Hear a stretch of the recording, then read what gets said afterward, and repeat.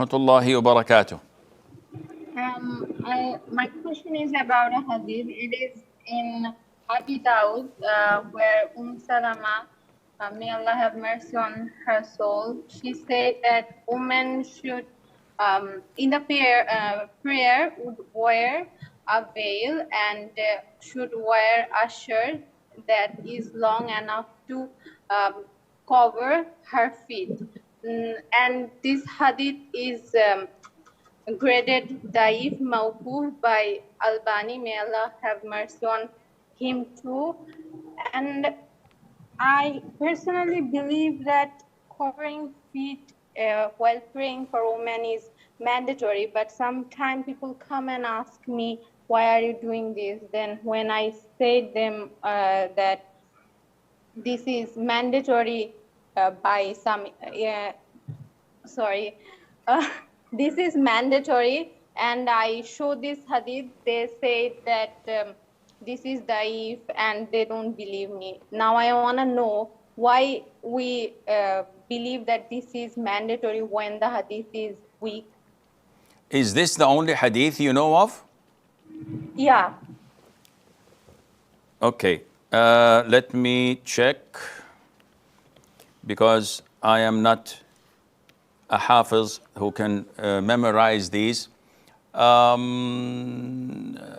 issue of covering the feet in salat is an issue of dispute. The Hanafi school of thought and some scholars say that it is not mandatory. The majority say that it is mandatory to cover the feet, and this is Awrah according to the Malikis and the Shafi'is, and this is the school of thought of Hanabila that they chose, and some of the Hanafi school of thought.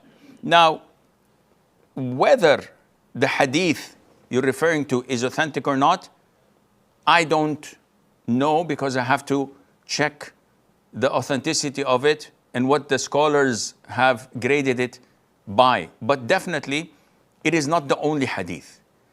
For example, the hadith, and which all agree that when a woman reaches puberty in salat, she has to cover everything except the face and the hands. The feet are not mentioned. And the vast majority of scholars agree upon this. So when we come to such verdicts of schools of thought, and we don't have the time to check for hadiths or references, having it as the vast majority is sufficient. Nevertheless, if you have time, you have to go and scroll and look and search, and you will find evidences that instruct women to cover in salat and outside of the salat.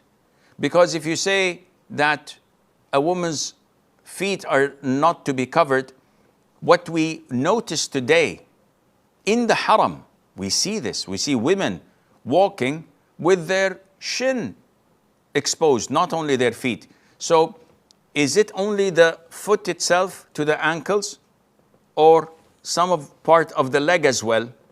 We see women not paying attention, not caring, in salat or outside of the salat.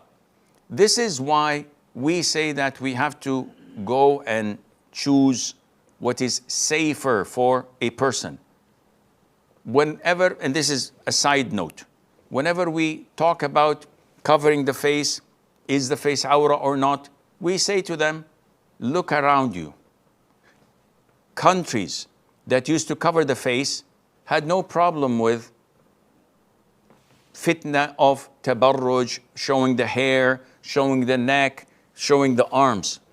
Because the moment a strand of hair appeared, everybody said, cover, cover, this is haram, this is this and that. While countries that had only the face covered felt tempted to show a little bit of the hair. The resistance is far less than when the full body is covered. And little by little, this is what's happening now in Muslim countries.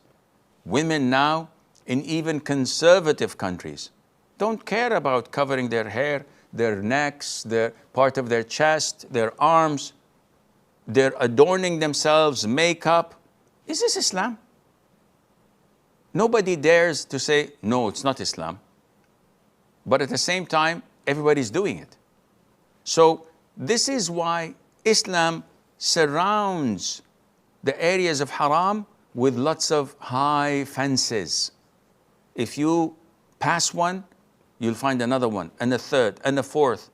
But if all the fences are down, then everything is exposed and you fell into the hardcore haram which Allah Azza wa Jal prohibited, and Allah Azza wa Jal knows better.